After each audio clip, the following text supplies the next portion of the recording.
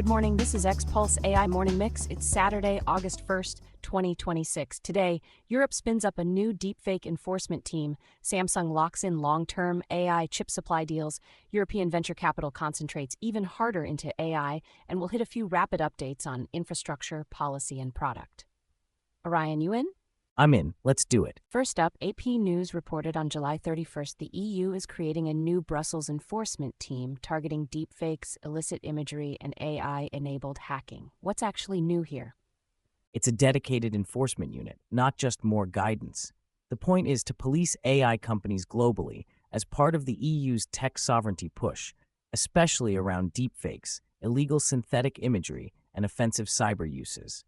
It also signals they'll lean harder on cross-border enforcement of existing digital rules. So if you're building with generative media or security tooling, where do you feel this first? Content provenance, abuse monitoring, and incident response.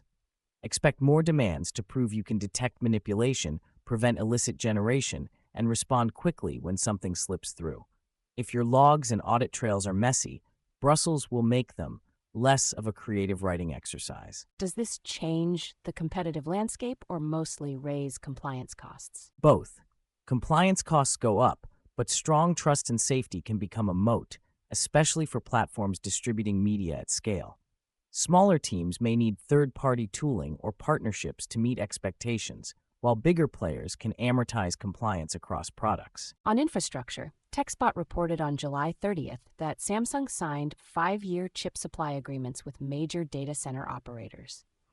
What do we know? Samsung says these deals cover about 60 to 70% of its future capacity under contract, including HBM memory used in AI systems. They include upfront payments, and the goal is predictable demand and production planning as HBM4 ramps. Samsung also hinted this supports a meaningful HBM revenue increase soon. What's the bigger implication? Prices, availability, or who gets priority? Priority and planning first. If hyperscalers have long-term allocations, spot market scarcity can get worse for everyone else. And it nudges the industry toward capacity is reserved rather than capacity is found, which can stabilize build-outs, but also lock in winners early. How does this ripple through the rest of the AI stack? Memory bandwidth is the silent limiter for both training and inference. HBM is basically beachfront property right now. If it's pre-sold, model builders may time launches and cluster expansions around whoever can guarantee complete systems, GPU plus HBM plus networking, on schedule. Now the money picture. Tech Times reported on July 30th that European venture funding hit 44.1 billion euros in the first half, but deal count fell to a 6-year low. What's going on? Capital is concentrating. AI-related companies accounted for 60.3% of total VC deal value. Seed-stage deals dropped sharply, while Series A round sizes rose. That points to fewer bets later in the company lifecycle and longer fundraising timelines for everyone outside the obvious AI winners. For founders, does this mean build longer or raise later or both? Both, and be ready to show traction with efficiency. If seed is tight, teams will try to extend runway, hit clearer product-market fit signals, and raise fewer rounds. The upside is, if you're in the right category and can prove it, Series A checks are getting bigger. And for the ecosystem, does this push Europe toward fewer, larger champions? That's the direction. When deal count falls but total euros hold up, it usually means consolidation around perceived category leaders. Great for a handful of scale-ups, tougher for experimentation at the edge, unless non-dilutive funding and angels step in to fill the seed gap.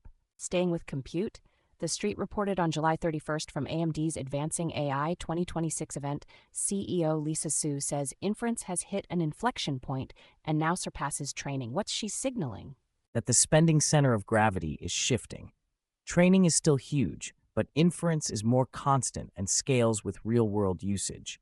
AMD is positioning itself as the alternative to NVIDIA for big deployments, pointing to deals like its work with Anthropic and aiming to capture inference-heavy data center rollouts. In plain English, why does inference winning matter for chips? Inference rewards efficiency, memory bandwidth, and predictable throughput. If you can run lots of tokens per dollar with good latency, you win. It also changes buying patterns, more steady capacity planning, more focus on total cost of ownership, and a stronger push for software stacks that make switching hardware less painful. Does this make the second supplier story more realistic? More realistic, yes, because operators hate single vendor risk. But it still hinges on software maturity and supply. If AMD can show comparable performance in real production inference and keep shipments consistent, procurement teams will listen, especially when budgets meet reality. A few rapid updates to round things out. First, infrastructure spending. What's the latest number? Next platform, citing IDC on July 30th, says global AI infrastructure spending hit $89.7 billion in the second quarter, up 33.1% year over year. The signal is steady momentum. Hyperscalers and enterprises are still buying, even as they get pickier about what workloads justify premium compute.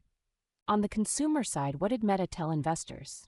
TechCrunch reported on July 30th that Meta says AI is speeding up and lowering the cost of building consumer app features, and Mark Zuckerberg teased more AI-powered products coming. Translation: more launches, faster iteration, and continuing pressure to prove AI spend turns into engagement or revenue.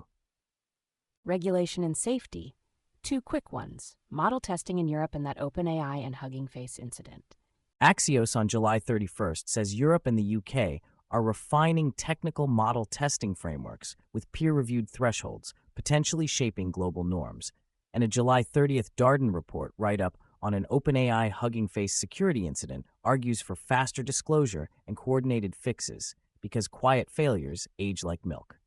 And Product XAI shipped voice updates, plus a practical finance trend. Memburn reported on August 1st that XAI launched Grok Voice 2.0 and Grok 4.5, expanding voice into Tesla and apps.